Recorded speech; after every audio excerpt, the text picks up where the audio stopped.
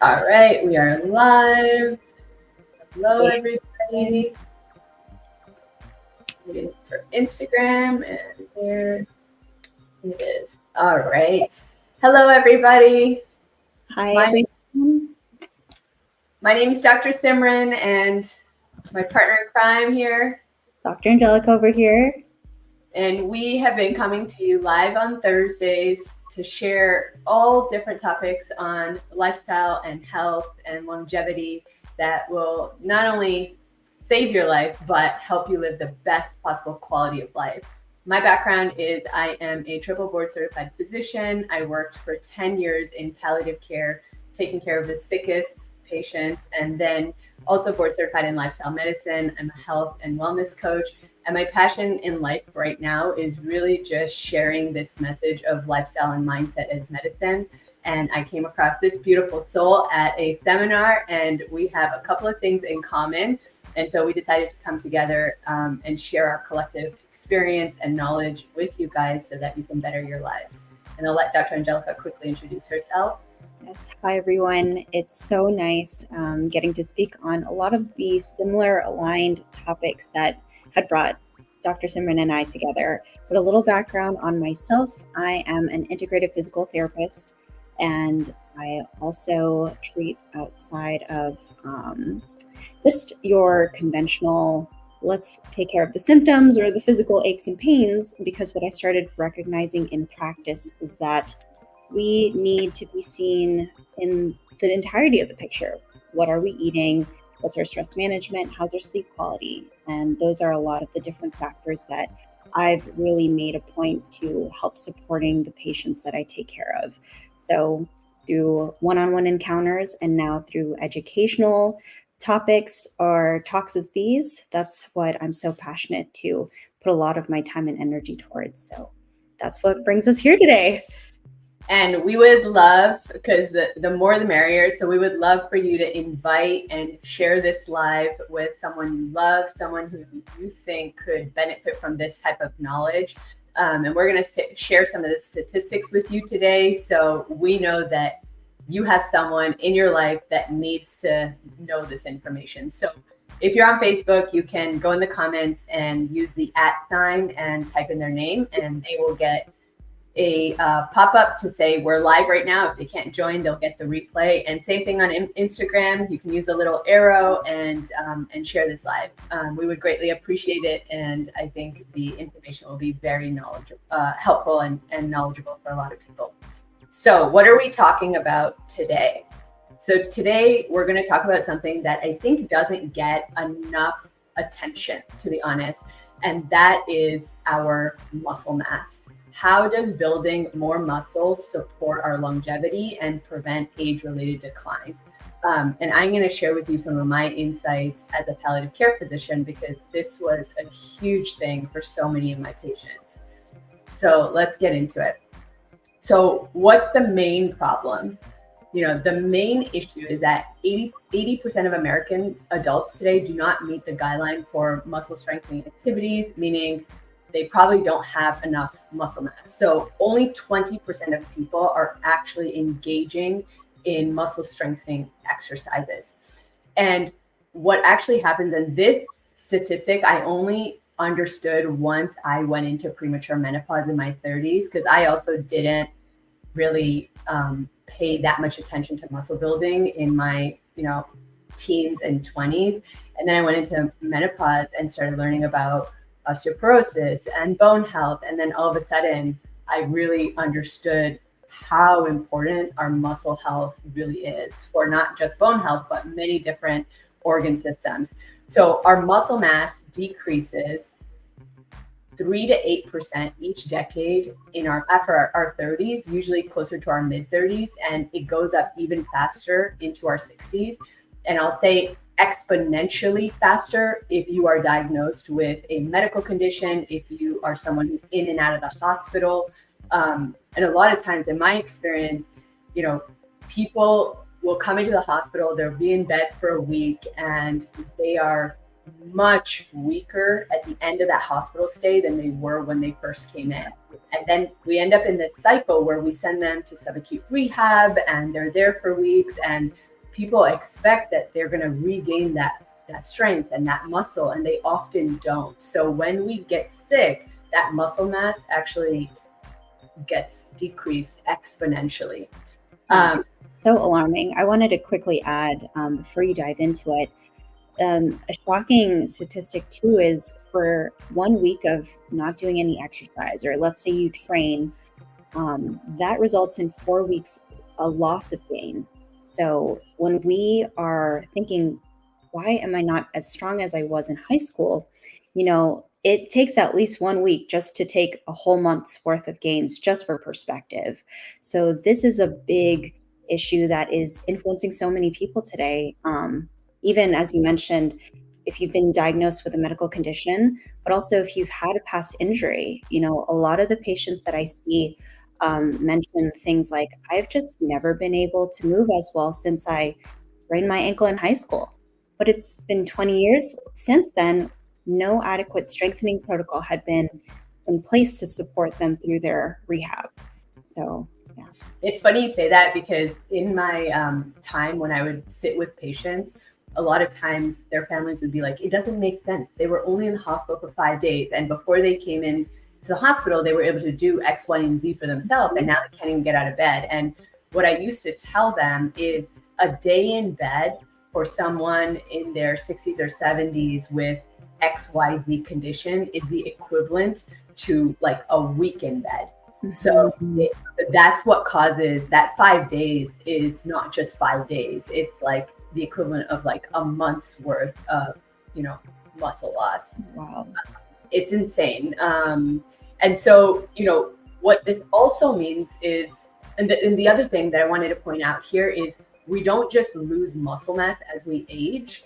So if you look at it per year, it's about 0.5 to 1% per year of muscle mass that we lose after our 30s.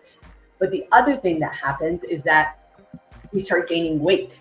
So the average American adult gains anywhere from 1 to 2 pounds on average per year. And so both of these things in combination, decreasing muscle mass, increasing fat mass, contributes to something called insulin resistance and a lot of other metabolic health conditions. So we've talked about insulin resistance on our past lives, and we'll go over it a little bit today, but it's essentially, insulin is our body's hormone that allows us to use the food we eat and turn it into energy. And when your insulin does not work properly, your body and your cells do not get the energy that they need to function properly. So what's happening in our world right now? And if you have not gone back and watched our live on the silent killers, I highly recommend going to watch that talk. You can find it on both of our Instagrams or our Facebook. It's there for you. But the statistics are crazy of these chronic diseases.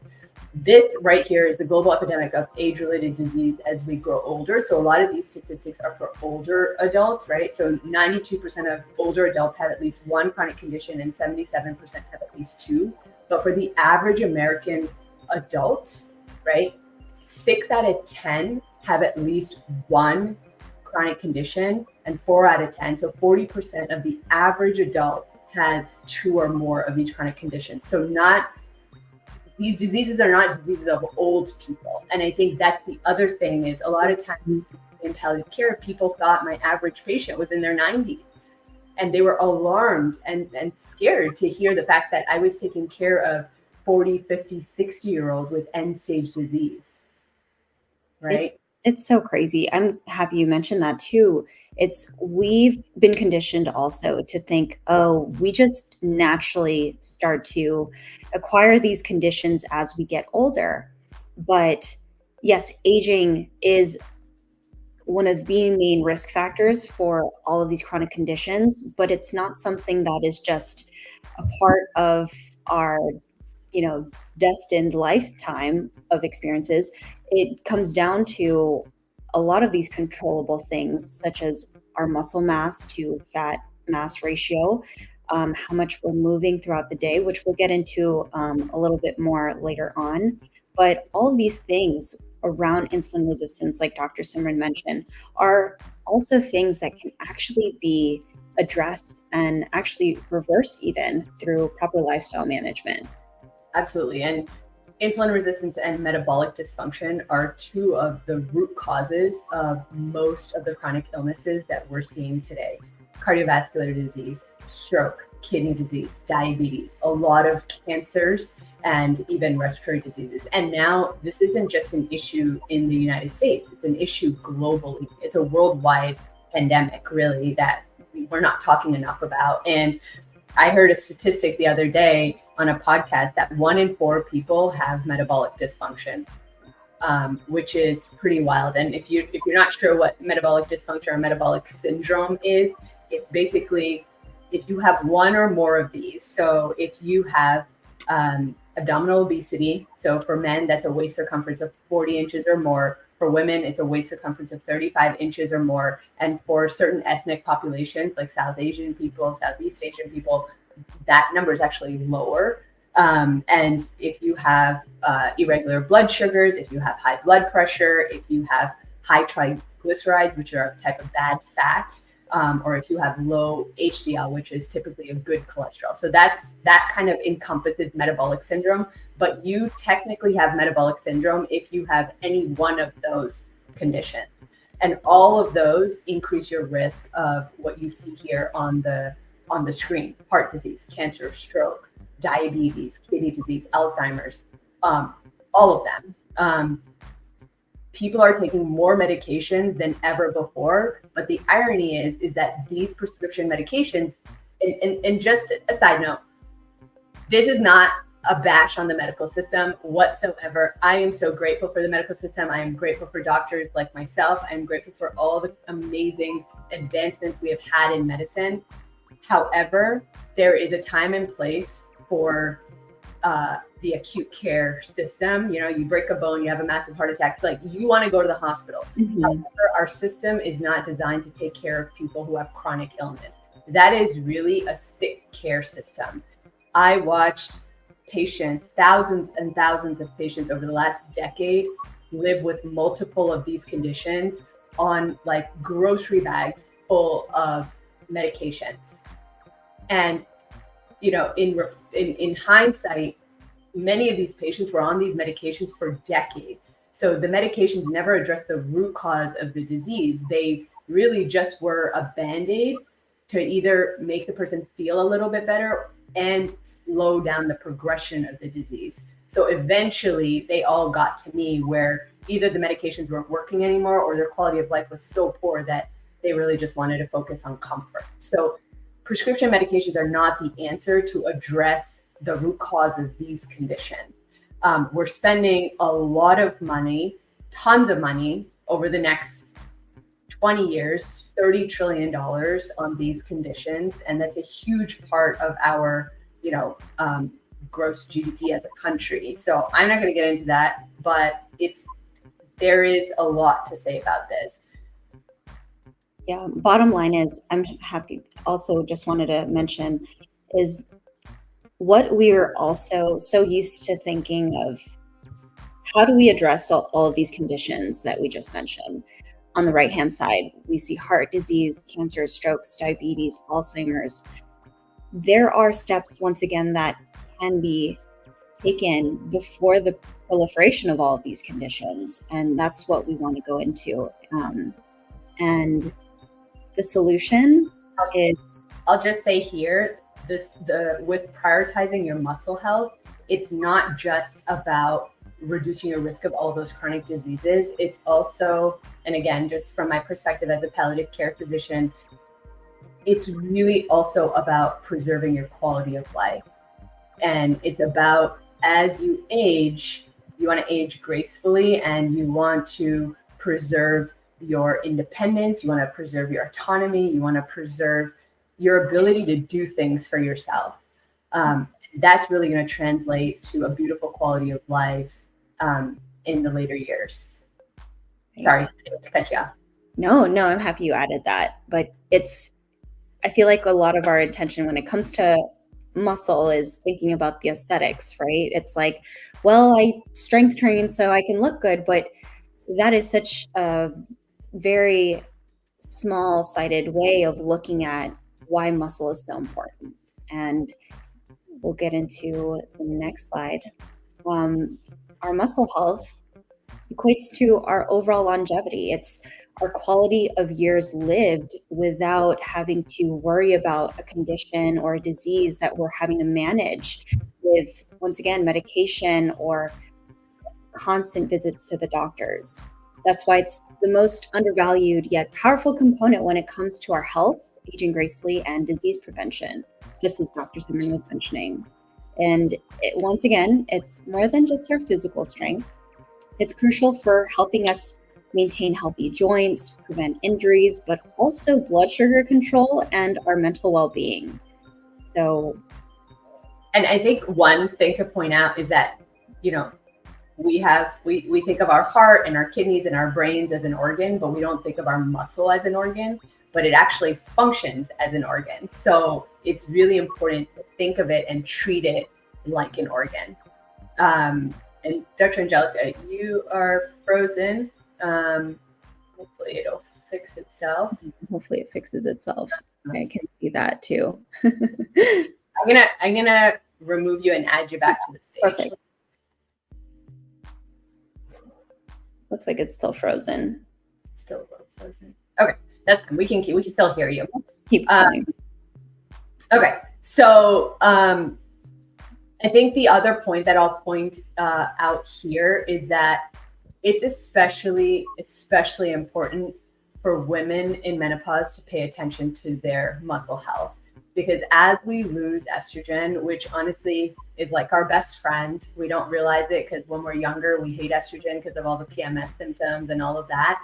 But estrogen as a woman, it's actually our best friend. And when we go into menopause and we lose that estrogen, it increases our risk of insulin resistance, metabolic syndrome, heart disease, dementia, all of the things. But estrogen is also protective for our bone. And so having strong muscles and working on building up muscle mass also protects our bones and reduces our risk of osteoporosis. And then, like I was saying, down the road, reduces your risk of falls and fractures and really helps to maintain that independence and quality of life that we all want. Great. So going a little bit further, just talking about how muscle influences our metabolism is that we can think of our muscle as this quote unquote glucose sink, because our muscle tissue is actually responsible for helping absorb and metabolize 80% of the glucose in our blood after meals. So that makes it the primary tissue for storing glucose outside of our liver. So if we can imagine, the higher muscle mass we have, the better our sensitivity to insulin is, as well as managing our blood sugar levels. But on the other hand, if there's less muscle mass, then there's going to be higher amounts of glucose in our bloodstream. And that is what increases our risk for diabetes, for high cholesterol levels, high blood pressure, and just our body's overall inflammation. And all of those different things start with increased blood sugar levels that aren't being managed properly. That can lead over time, if not managed, to all of these different chronic conditions that we hear today. So it starts with building our muscle mass so that we can better handle how much glucose is in our system. Absolutely. So then going into, again, the specifics. Over time, a lot of what we've been mentioning is that when we age, we lose nearly 3 to 8% of our overall muscle mass per decade. And over time, we only have so much muscle mass to lose. So what this can cause is something known as sarcopenia, just a long-term describing age-related muscle mass decline. So what causes this is our lifestyle choices. If we aren't moving our bodies as often and consistently, naturally our bodies aren't being subjected to enough stressors to strengthen and challenge our muscles, improving our bone density, things like that. So on the other hand, what we can start to focus on are lifestyle factors that actually support our muscle health. So it could be as simple as, incorporating a few minutes of exercise into your day-to-day routine. The biggest thing you want to prioritize, strength training. We want to aim for at least 3 times of strength training per week. And something I wanted to add is I know that can be pretty daunting, or just, not knowing where to start in that journey. So please let me know if you need support on that end, because that is a lot of the work that I do with my current patients. Dr. Angelica, do you see people virtually? I do, yes. Awesome. So also support people anywhere? Anywhere, yes. Awesome. So you guys definitely need to check out Dr. Angelica then, because this is just perfect for what we're talking about. Because if you're struggling and you need help, then she can help you start with where you're at. And I think that's the biggest thing. Like, Dr. Angelica, if you were to give, like, if someone out there is thinking like, great, this is awesome, I want to build muscle, but my routine is so hectic, I've got kids, I've got a job, and life is just too busy and I can't get to the gym, like, what would you tell them? Right. This is a common issue that nearly 99% of the patients I work with share with me, is starting small. Because to tell anyone, especially our moms or dads who have 2 kids and they're running their jobs, to go to the gym for an hour is such a big daunting task that I expect no one to stay on top of. So what I like to call action snacks is a great way to make it more sustainable for your given lifestyle. So what that entails is, can you find 5 minutes on a daily basis to incorporate some kind of movement, whether it's stretching or walking or, doing some body weighted exercises, and then just trying to add that daily. And before you know it, you're going to be like, oh, 5 minutes wasn't so bad. Let me try 10 minutes next week. And then from there, it naturally compounds. But the biggest thing is to just start with something that feels palatable to your given lifestyle. And here's what I heard this amazing statistic the other day while I was listening to a podcast, and it said that research actually shows us now that even a minute of physical movement, a minute of exercise, can extend your life by 5 minutes. Wow. So, like, we all have 1 minute, right? We all have 1 minute. We all can find 5 minutes. That's an easy way to simply add, 5 minutes of exercise is 25 minutes added to your life. And you think about, the compound effect that can have, it's huge. It's huge. So it's about the little steps, and it's about starting where you're at and not necessarily worrying about, the 150 minutes of moderate intensity exercise that, everyone recommends, and looking at your friend and what they're doing, or going to the gym and, looking at the person next to you with these big muscles. Like, it's really just about where you're at, what you can do. And if you can't even leave your house, there's a lot of things you can do in your house. A lot of things I tell my clients is, hey, if you're cooking, just get a few extra cans of chickpeas and, do some bicep curls or do some isometric holds. You'll be surprised, just holding 2 cans of chickpeas, for a minute or 2 minutes, how much you will feel your muscles, above your head, on the side, whatever. I love that. What you're mentioning is something I like to call NEAT, or non-formal physical activity, where it doesn't have to be a part of this, overly structured, regimented exercise program. It could be as simple as what you were mentioning, adding a couple canned weighted exercises, or, parking a couple blocks away from wherever your next destination is, if you have the time. Or if you're doing groceries, can you park a little bit farther from the entrance so you can build up your step count? And it really comes down to those small activities. And if you'll be surprised to hear this, but the people that are the longest living in the world, the centenarians, live in these hotspots around the world called the blue zones. They don't actually go to the gym.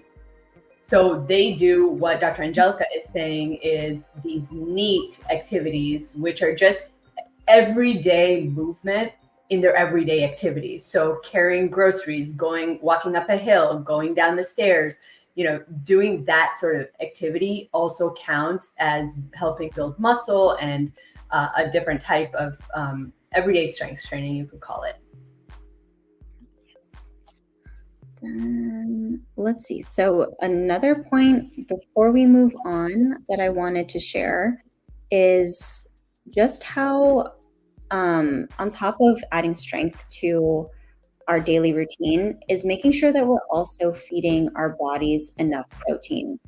The daily Western diet barely accounts for how much protein we need to just handle our day-to-day activities. So a good rule of thumb that I recommend is aiming for about 20 to 30 grams of protein throughout your meals 2 to 3 times a day. And if you can prioritize and frame your meals and your plate around a lean protein option, adding a little bit of a healthy fat, that really goes such a long way in sustaining your energy levels. And also, so you're not opting for other things that may not always be the best, such as sugary or processed carbs, which is usually a sign of if we're craving for those things, our body is depleted in some kind of nutrient or vitamin. So those are the big things that I would really prioritize. And that's just another. And I think on this slide, we kind of went over the first few points, but time-restricted eating is another thing that Dr. Angelica and I are super passionate about because it can help with many different markers of metabolic syndrome. It can help with weight loss. It can help if you're in menopause. It can help if you are just looking to, get more energy, get more mental clarity, get rid of that brain fog, get rid of those food cravings. It is a hard environment to live in where we are today. We are constantly surrounded by food. And like Dr. Angelica was saying, constantly surrounded by the wrong food all the time. And so that is part of the biggest reason that we are seeing a spike in all of these chronic diseases. And so circadian rhythm fasting or time restricted eating is just what our bodies have always needed and wanted, right? Like our ancestors didn't snack late at night. They didn't eat through the night. And so it simply just means like if you finish dinner at 8 p.m., don't eat again until the morning at 8 a.m. That's 12 hours. Or, if you have underlying issues, you could extend that window to 14 hours or 16 hours of fasting. And this has really been shown to improve insulin sensitivity and really help to burn that fat for fuel and help address the root cause of all these issues. So going into what you were just sharing, a lot of the different conditions on top of individuals slowly losing their muscle mass year by year is that this really adds to this issue of metabolic dysfunction, which is what 93% of American adults today are experiencing. What this could look like, once again, is not only hypertension, but other conditions related to insulin resistance. These are things that we want to look out for. And we only want to share more information with you all so that you can start to become aware if this is impacting your life or the people around you. So going a little bit further into how metabolic dysfunction happens is the way that our day-to-day eating patterns are. So a little bit of what Dr. Simran was mentioning earlier is this hormone known as insulin. Insulin is important for helping manage and control our blood sugar levels. But the problem is whenever our bodies intake some kind of sugar, then we also have to increase the amount of insulin produced. So if we're eating something that's highly sugary or processed, periodically throughout the day for breakfast, and then we have a snack, and then lunch, and then a snack, and then dinner, you can see how this spike is so erratic and it never allows our insulin levels to actually calm down. And that's where the main issue is. If our insulin levels stay high, then we aren't able to actually drop the weight and go into a fat burning state.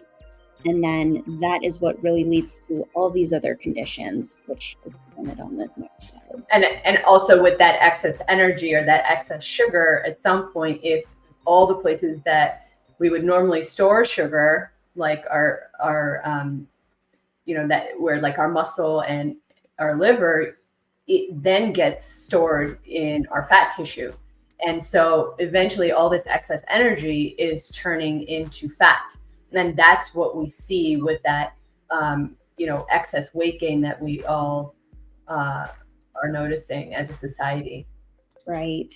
And just tying it back to what we were just talking about, what really helps with this issue of insulin resistance, which you see in this diagram, that is a big root for so many of these different conditions.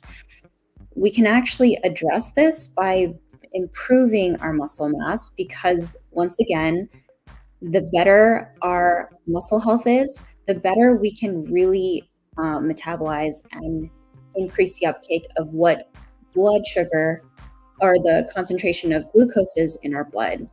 So continue the next one. So a couple things that we can do to help with our insulin levels. This is a diagram just reinforcing what we were mentioning in regards to time-restricted eating or fasting. So if we incorporate two things, increasing the amount of time that we're fasting and then increasing how much protein we're eating, that is really going to help with improving our insulin levels. Well, also I'll add not just protein, but whole foods. You want to add healthy fats, because that's also what's going to help our blood sugar levels from not spiking up so sporadically throughout the day. And then the third thing you can do is if you're pinched for time, try to move right after you eat. Because what that will do is your muscles essentially are helping your insulin in soaking up all that excess sugar and energy, and giving it a place to store instead of it going straight to fat storage. So if you can prioritize, a 5 or 10 minute walk, or, some sort of squats or something right after a meal, that's really going to, help your insulin and not put so much pressure on it to do all the work alone. So, if you want to take this away. So what we're going to share now as we wrap up, if you guys have any questions, you can drop them in the chat, either on Instagram or Facebook, and we can get to those. But what we're going to share now, and this is what we've seen collectively with our clients, with our communities, with people in general, is that, we all kind of know what we need to do to be healthy and to have a good, healthy lifestyle and to reduce our risk of disease. So the question is, why don't we do it, right? And these are all the reasons. A lot of us have limiting beliefs around the fact that, being a healthy weight is not for me, or it's in my genes, or, I don't have the time, or it's never going to happen for me, or I've tried everything, right? So the first step is always reframing that belief system that if you are alive today, if you woke up with breath in your lungs and the ability to walk, you have a chance at creating the health that you want and deserve, and to be able to live a beautiful health span and not just a lifespan, right? It's not just about living many years. It's about how you're living in the years that you're here, right? So we want to have a good quality of life. But a lot of the other things, especially in, this sandwich generation where, we are working, we're taking care of young kids, we're taking care of aging parents. We have a lot of responsibilities. And so time can be an issue, stress can be an issue, family and work obligations. There's so many reasons why people are not able to set goals and keep them sustainable to actually help them get the results that they're looking for. And so one of the things that we have discovered is a system that we really love and have seen it work wonders for a lot of people. And we call it, a momentum generator, right? So the practice we talked about, that's really incorporating the time restricted eating or intermittent fasting, and the products we'll go over now. So if you have any questions about them, let us know.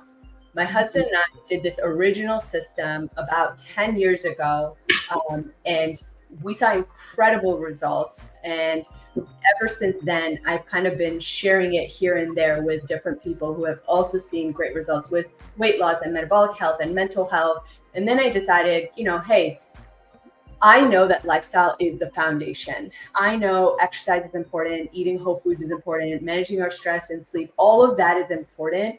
But a lot of people are not able to do all the things all at once. So how can I help them get the momentum to go from where they are to where they want to be? And this system came back into my life because I'm like, okay, it worked for me. It's going to work for other people. And that's just what it's been doing.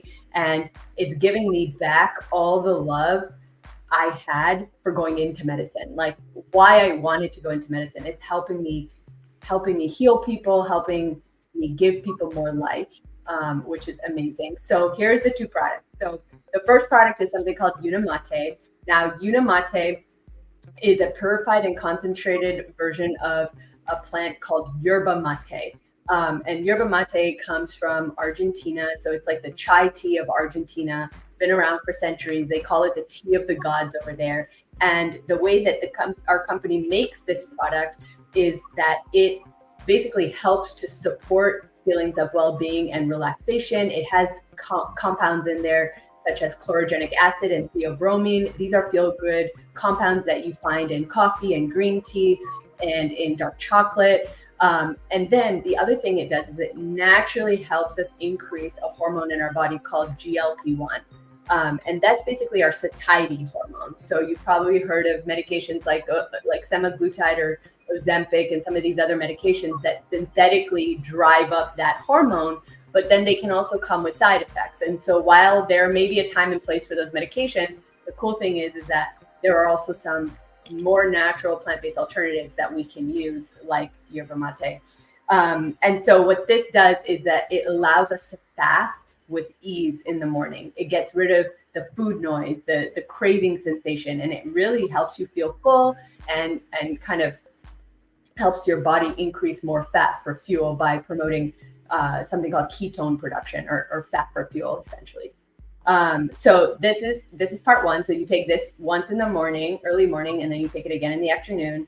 And then the second product, which I'm a huge fan of, is something called Balance. Now, Balance is basically a blend of 7 different types of soluble and insoluble fibers, along with a vitamin and mineral complex. So the way I like to think about it is it substitutes as my multivitamin, but also has a matrix of fiber in there.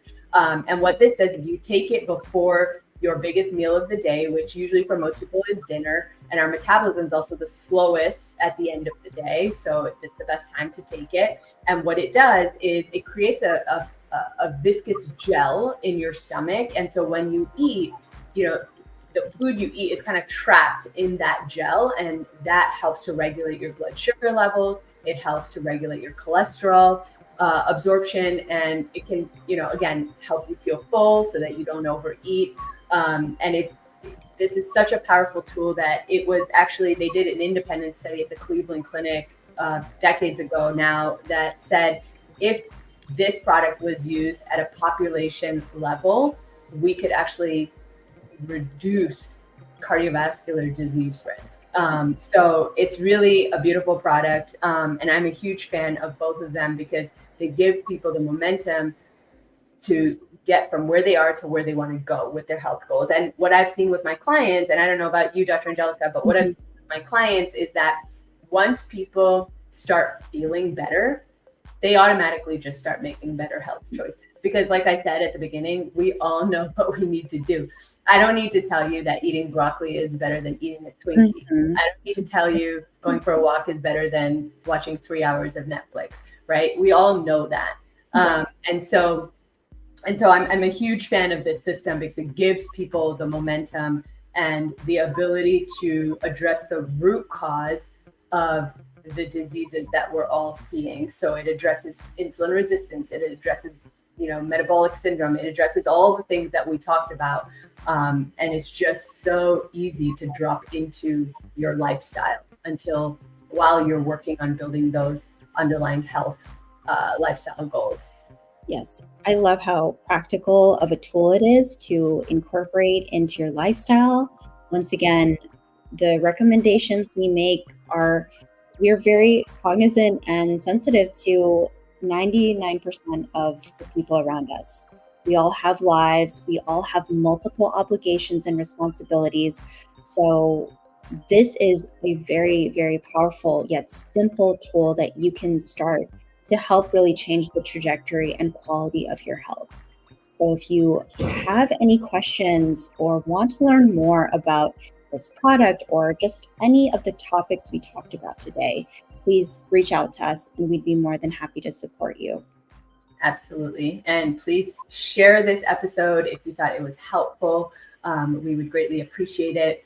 And as always, nothing we share here is medical advice, and everything we share is for your information and educational purposes. So you can go on and do your own research, talk to your doctor if it's appropriate. And yeah, so we will see you next week. I don't see any questions on my end. Dr. Angelica, do you have any on your end? It doesn't look like I have any questions. So until next time. Perfect. Bye, y'all. Bye, everyone.